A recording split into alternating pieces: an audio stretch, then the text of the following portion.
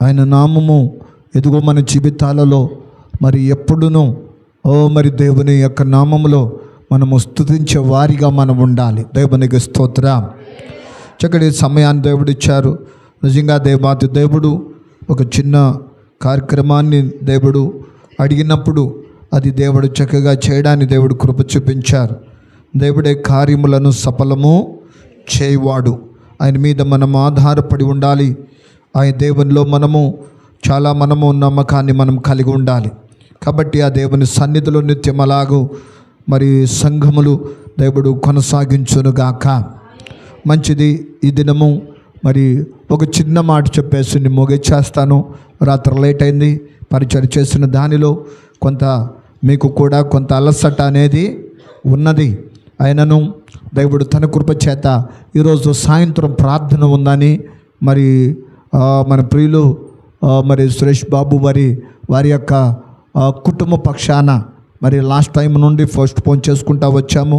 ఒక ఇల్లు కట్టుకోవాలన్న ఆలోచనతో బిడ్డలు ఉండగా మరి దేవుడు తన కృప చేత మరి ప్రార్థనతో సంఘ ప్రార్థనతో మరి ఈ రీతిగా ప్రారంభించాలని ఒక ఆలోచనతో ఉండగా ఈరోజు సాయంత్రం ఆ ప్రార్థన మరి దాని కొరకై మనము ప్రిపరేషన్ అయి ఉందాం. దేవునికి స్తోత్రం. మంచిది. కీర్తనలో మనం చదువుకున్నాము. ఇక్కడ మరి కీర్తన 14వ కీర్తన 2వ వాక్యాన్ని మనం చదువుకుందాం. 2వ వాక్యము, వివేకము కలిగి దేవుని వెతుకువారు కలరేమో అని యెహోవా ఆకాశము నుండి చూచి నరులను పరిశీలించును. అందరము ఒకసారి దేవునికి స్తుతులు చూద్దామా? హల్లెలూయా, హల్లెలూయా, హల్లెలూయా అంటున్నాడు కదా. దేవుని వెతుకుట అనగా మంచిని చేయుట. దేవుని వెతుకుట అంటే మంచిని చేయుట, దూరము ఇదిగో మరి చెడుకు దూరముగా మనము జీవించుట. ఈ లోకములో ఉన్న పేరు ప్రఖ్యాతులను, బంగారాన్ని మరియు డబ్బును, ఇదిగో ధనమును ఇదిగో ఈ లోకములో అదిగో మరి వెతుకుతూ ఉన్నారు. ఇదిగో వెతుకుటలో దేవుడు అంటున్నాడు, దేవుని నీతిని, రాజ్యాన్ని వెతుకుట మనకెంతో మేలుకరమైనది, ఆశీర్వాదకరం. ఎందుకంటే దేవుని రాజ్యము శాశ్వతమైనది కనుకనే ఆయన మరి రాజ్యమును మనం వెతకాలి. నిజంగా దేవుని వెతుకువారు కలరు. కనుక దేవుడు ఎవరో తెలుసా? ఆయన నిత్యము జీవించే దేవుడు. దేవుని వెతకాలి. ఆయనను వెతికేవారు కావాలి. ఆయనను నడుచుకునేవారు కావాలి. ఆయన మాట వినేవారు కావాలి. దేవుని బిడ్డలారా, ఈ దేశంలో మనము చూడగా ఎంతోమంది ఇదిగో వారు జీవనాన్ని వెతుకుతూ ఉన్నారు. వారు ఎంతో ఈ లోక పరిస్థితులు, ఆస్తిపాస్తులు ఎదుగుతూ ఉన్నారు. ఈ లోకములు పేరు ప్రతిష్టతలు ఎదుగుతున్నారు. ఈ లోకములు ఎంతో స్థితిగతులు ఎదుగుతున్నారు. అవి శాశ్వతమైనవి. శాశ్వతమైనటువంటి మాట ఏంటో తెలుసా? దేవుని వెతుకువారు కలరు అదుగు అని ఎదురు చూస్తున్నాడు దేవుడు. దేవునికి స్తోత్రం. కాబట్టి అదిగో మనము జాగ్రత్తగా దేవుని సన్నిధిలో ఎందుకు ఎతకాలి? ఆమోసు గ్రంథములు అంటాడు కదా, 5వ అధ్యాయములో 14వ వచనములో చెప్తున్నాడు ఎందుకు మనం ఎతకాలి. ఆమోసు గ్రంథము 5వ అధ్యాయం 14వ వచనం అంటున్నాడు కదా, మీరు బ్రతుకున్నట్లు కీడు విచ్చి మేలు వెతుకుడి. అలాగు చేసిన వెళ్ళ మీరు అనుకొని చొప్పున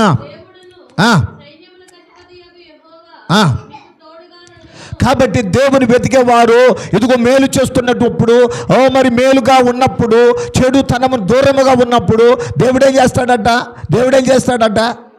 దేవుడు తోడుగా ఉంటాడు. దేవునికి స్తోత్రం. ఎప్పుడు విడిచిపెట్టే దేవుడు కాదు. ఏ కుటుంబాన్ని విడిచిపెట్టే దేవుడు కాదు. ఏ బిడ్డలను విడిచిపెట్టే దేవుడు కాదు. ఏ కష్టాలను వదిలిపెట్టే దేవుడు కాదు. ఏ ఇబ్బందులు వదిలిపెట్టే దేవుడు కాదు. దేవుడు తోడుగా ఉంటాడట. నిత్యము తోడుకుంటాడు. నువ్వైనా ఎదుగో విడిచిపెడతావేమో కానీ దేవుడు విడిచిపెట్టే దేవుడు కాదు. నువ్వైనా మర్చిపోతావేమో కానీ దేవుడు మర్చిపోయే దేవుడు కాదు.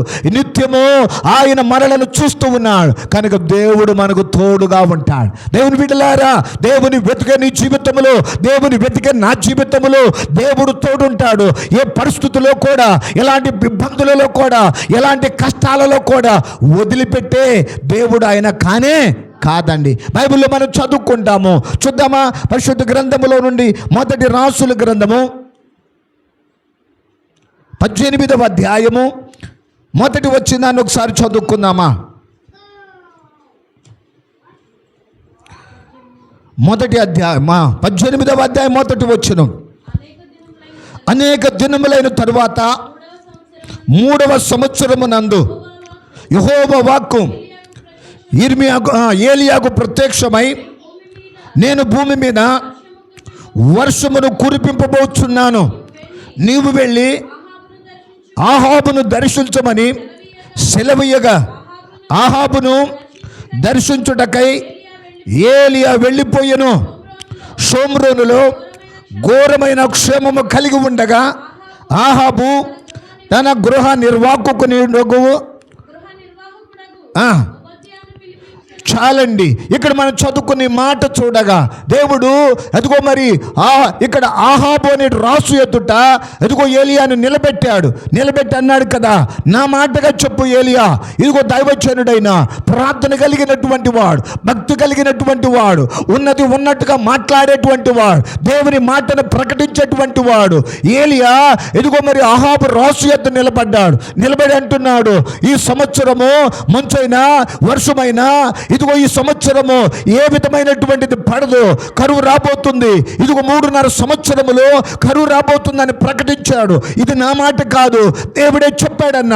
ఈ మాట ఆహాబుకి ఎలాగుందయ్యా అంటే ఇదిగో మరి భారముగా ఉంది, బాధగా ఉంది.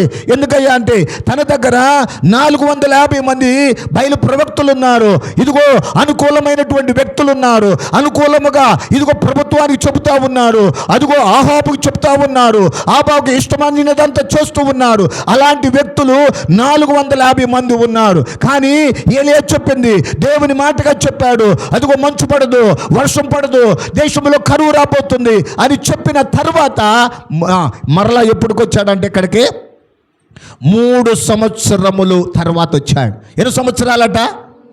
జరిగిపోయింది, అలాగే జరిగిపోయింది. ఏం జరిగింది అంటే వర్షం పడలేదు, కరువు వచ్చేసింది, ఇదిగో పంటలు పండలేదు, ఎక్కడ చూసినా క్షామం ఉంది, ఎక్కడ చూసినా ఇబ్బందులు ఉన్నాయి, ఎక్కడ చూసినా కష్టాలు ఉన్నాయి. వచ్చిన తర్వాత 3 సంవత్సరాల తర్వాత ఏలియా మళ్ళా దేవుడు అన్నాడు కదా, రాజు దగ్గరికి వెళ్ళి గుర్తు చెప్పు అన్నాడు. మర్చిపోయాడేమో గుర్తు చెప్పు అన్నాడు. ఇలాగున ఆహాబు ఎదుట ఏలియా నిలబడ్డాడు. గత దినాలలో చెప్పానా, దేవుడి మాటగా ప్రకటించానా, ఈరోజు కూడా అదిగో దేవుడు మరలా వెళ్ళమంటున్నాడు. ఈ మాట గుర్తు చేశాడు. గుర్తు చేయగానే ఇప్పుడు తన దగ్గర ఒక వ్యక్తి ఉన్నాడు, అతని పేరు ఓబద్య. మరి బాల్యం నుండి భక్తిపరుడు, దేవుని యందు భయభక్తులు కలిగిన వాడు, అదిగో ఆహాబు దగ్గర ఉన్నటువంటి వాడు. అయితే అతన్ని కూడా ఓబద్య అని పిలిపించాడు. అయ్యా నిజంగా ఏంటి సంగతి, ఇదిగో ఎలాంటి పరిస్థితులు నిజంగా వస్తున్నాయి అని అడుగుతుంటే అవన్నీ చెప్పిన తర్వాత మాట్లాడిన తర్వాత అసలు ఏలియా అని పిలవండి అసలుకే అని పట్టి చంపెత్తిపోయింది. ఏమని అంటున్నాడట, ఏలియాను చంపాలి, అసలుకే ఏలియా ఉండటానికి వెళ్ళలేదు, మనకు అనుకూలంగా చెప్పకుండా, మనకు అనుకూలమైనటువంటి మాట ఇవ్వకోకుండా ఇలా చేస్తున్నాడు కనుక అతను పట్టుకోండి అని ఓబద్యాను అదిగో అక్కడ ఉన్నటువంటి ఆహాబు అనే రాసు అదిగో ప్రభుత్వం కలిసి ఇద్దరు ఎదుగుతున్నారు. కంటిన్యూ చేద్దాం ఆ భాగములో చదువుకుంటే 5వ వచనం. ఆహాబు దేశములోని ఉదగా దారములన్నిటినీ నదులన్నిటినీ చూడబోయి పశువులన్నిటినీ పోగొట్టుకొనకుండా గుర్రములను కంచరగాడిదలను ప్రాణములతోనూ కాపాడుకొనుటకై మనకు గడ్డి దొరుకుదేమో అని కాబట్టి వారు చిరొక పాలు తీసుకొని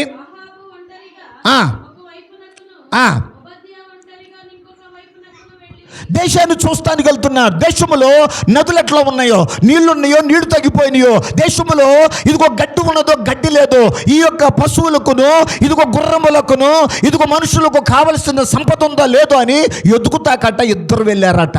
ఒకరు ఆహాబు, ఓబద్య. ఒకరు సేవకునిగా, ఇంకొక ఆయనేమో రాసుగా ఇద్దరు ఎదుగుతా ఉన్నారట. ఎదుగుతా ఉండగా జరుగుతున్న మార్గం 7వ వచనం కంటిన్యూ. ఓబద్య మార్గంలో పోచుండగా ఏలియా అతను ఎదుర్కొనేను. ఉపద్య అతని ఎరిగి కనుక ఏలియా ఒక పక్క ఉపద్య ఒక పక్క ఉండగా ఉపద్యాకు కనపడ్డాడట ఏలియాని ఎదుగుతున్నాడు అహాబు. కానీ ఎవరు కనపడ్డాడు? ఉపద్య కనపడ్డాడు. కనపడగానే గుర్తుపట్టేశాడు, ఈయన ఏలియా కాదు. ఆ రోజున అదిగో రాజు దగ్గరకు వచ్చింది, ప్రకటించింది నువ్వే కదా. నువ్వు వెళ్ళిపోయిన తర్వాత నీ గురించి అడిగాడయ్యా, నీ గురించి అసలేసుకున్నాడు, ఎక్కడున్నావో నేను పట్టుకోమన్నారయ్యా, నీ కోసం ఎదుగుతున్నారని అనుకొని తన మనసులో దాంతో ఉండి, అయ్యా వందనాలయ్యా, నమస్కారం అయ్యా అని చెప్పి ఇక్కడ అడుగుతున్నాడు. ఏమని? నా ఏలిన వాడువైనా ఏలియావు నీవే కదా అని అడగగా అతడు నేనే. దేవునికి స్తోత్ర. చూసారా? ఏలియా నువ్వేనా అంటే నేనే. ఆ రోజు రాజు దగ్గర ఉన్న వ్యక్తి నువ్వే కదా, ప్రకటించావు కదా, 3.5 సంవత్సరం వర్షం పడదని చెప్పావు కదా, నువ్వే కదా అంటే నేనే. 450 మంది చెప్పలేకపోయారయ్యా, నువ్వు చెప్పావా? ఒకసారి మనకి మాట ఏమనుకుంటారు, మనుషులు ఏమనుకుంటారు, వాళ్ళు ఏమనుకుంటారు, పరిస్థితులు ఏమనుకుంటాయో, మనము మాట్లాడుకుంటుంటే సరిపోద్దేమో అనుకుంటాం. మనం ఉన్నది ఉన్నట్టుగా చెప్పేవాడే ఏలియా. దేవునికి స్తోత్ర. అందుకోసం అంటున్నారు, కంటిన్యూ చేద్దాం. నీవు ఏలిన వానికి దగ్గరికి పోయి ఏలియా ఇచ్చట ఉన్నాడని తెలియచేయమనెను. అందుకు ఉపద్య నేను చావలనని నీ దాసుడని నన్ను అహాబు చేతికి నువ్వు అప్పగించనేలా అంటున్నాడు. నేనున్నాను ఇక్కడ అని చెప్పు, నా కోసం ఎదుగుతున్నాడు అంటావు కదా, వెళ్ళిపో చెప్పు అన్నాడు. అయ్యా నన్ను చంపటకు చూస్తున్నావా అంటాడు కదా. కందకలేని దొరదా మన లోకంలో సామెత. నాకెందుకయ్యా, రాజుగారికి అవసరం వచ్చేమో నాకు కాదే. ఈ లేనిపోయింది కదిలించుకొని, లేనిపోయింది పని చేసి, లేనిపోయి బంధుపడి నా మీదకి ఇదిగో నేను నష్టం ఎందుకు తెచ్చుకోవాలి, ఈ పాపం వల్ల ఈ మరణం ఎందుకు తెచ్చుకోవాలి, ఈ విధమైన అపాయాలు ఎందుకు తెచ్చుకోవాలి, నాది కాదు కదా ఇది. చాలామంది మన కాందాన్ని కూడా మనం ఒకసారి పూసుకోరా అంటే అసలు ఒళ్ళంతా పూసుకున్నాడంట. మంచాడేమో అటు ఉన్నదాన్ని ఏదో అంటిందని కడిగేసుకున్నాడంట. ఆడికి ఇంకొకటికేమో కానోడికేమో అంటుకుంటానంట. ఇదేంటి పేడ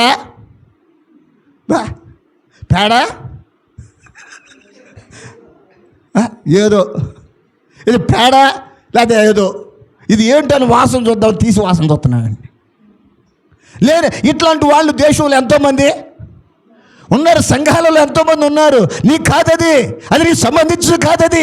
అది నీ కాందాన్ని ఎందుకు నువ్వు ఆశపడుతున్నావు, ఎందుకు నువ్వు కలుగు చేసుకుంటున్నావు, ఎందుకు నష్టం తెచ్చుకుంటున్నావు, ఎందుకు శోధన తెచ్చుకుంటున్నావు, ఎందుకు కీడు తెచ్చుకుంటున్నావు, ఎందుకు బాధ తెచ్చుకుంటున్నావు, ఎందుకు నీ జీవితంలో అనేకమైన ఆటుపాటులు తెచ్చుకుంటున్నావు, ఎందుకు నీ జీవితంలో దేవుని ఆశీర్వాదం బదులు ఎందుకు శాపాన్ని తెచ్చుకుంటున్నావు. ఈ రోజున అదిగో ఉపద్య అంటున్నాడు, నాది కాదది, అది అహాబు కావచ్చు వచ్చిందేమో, కానీ నాది కాదే.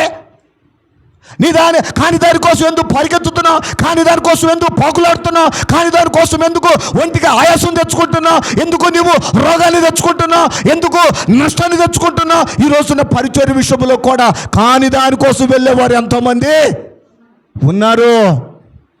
వారు చెప్పే మాట ఏంటో తెలుసా, నష్టం వస్తుంది, అపాయం వస్తుంది, ఏ కీడు వస్తుంది, ఎటువైపు నుండి ఏమొస్తుందో ఎవరికి గాడ్స్ నోస్ ఎవ్రీథింగ్ అన్నాడు. దేవునికి అన్నీ తెలుసు. దేవునికి స్తోత్ర. ఏంటో ఇంగ్లీష్ మాట్లాడుతున్నాను, విజయ్ గారు మాట్లాడతాడు, నేను మాట్లాడతా. హల్లెలూయా. నేను ఒక వీడియో చూశాను, అది ఓసన్న వాళ్ళది. 5 వెళ్ళారంట ఆఫ్రికా ఫస్ట్ ట్రిప్పులో. ఏసన్న గారు, జాన్ వెస్లీ గారు, రెడ్డి పాలన్న గారు, ఇంకొక ఆయన ఉన్నారట.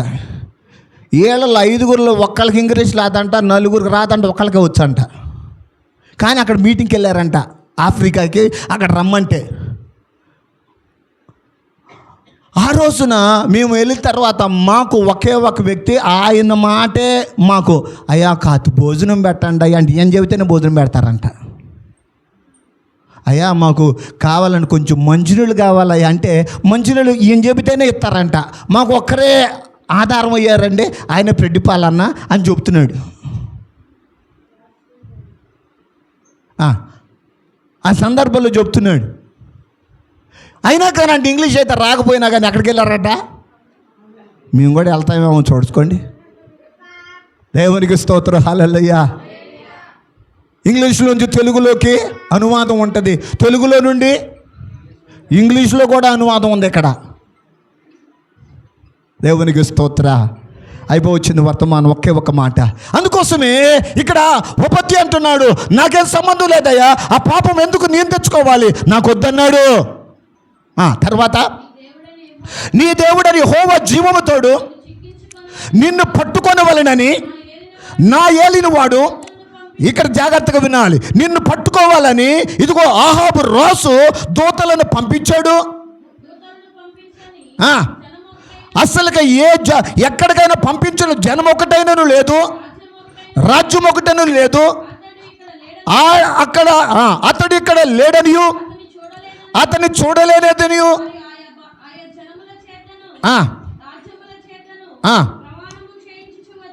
దేవునికి స్తోత్ర. అందరూ అంటున్నారు ఎతికినా కానీ కనపడతలేదట, ఎక్కడ ఎతికినా కనపడతలేదంట. కనపడకపోతే అంటున్నారంట, అయ్యా ఏ జనం ఎతికినా కానీ, ఏ ఊర్లో చెప్పినా కానీ, ఎక్కడ ఎతికినా కానీ నేను ఎతుకుతుంటే అసలు ఆయన చూడలేదయ్యా అంటున్నారంట.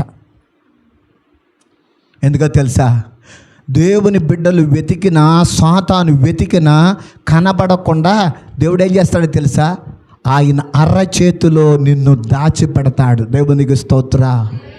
అందుకోసమే అంటాడు అక్కడ మొదటి ఆమోసులో చదువుకున్నాం, దేవుడు తోడుగా ఉన్నాడు ఏలియాకి. దేవుడు తోడుగా ఉన్నాడు నీకు నాకు. అపాయములు పడుతున్నాయి, వస్తున్నాయి, శోధనలు, కీడులు, నష్టాలు వస్తున్నాయి. దేవుడు కాపాడుతున్నాడు. దేవుడు తన సంఘమును, సంఘ పరిచర్యను రహస్యంగా మరి దేవుడు కొంతమంది బిడ్డలు మరి ప్రార్థించారు. మరి ఆర్థిక విషయాలలో వృద్ధాప్యముల తల్లులు కూడా వాళ్ళ ప్రేమతో పరిచర్యలు తోడ్పడ్డారు. వారిని దేవుడు దీవించునుగాక, దేవుడు వారిని ఆశీర్వదించునుగాక.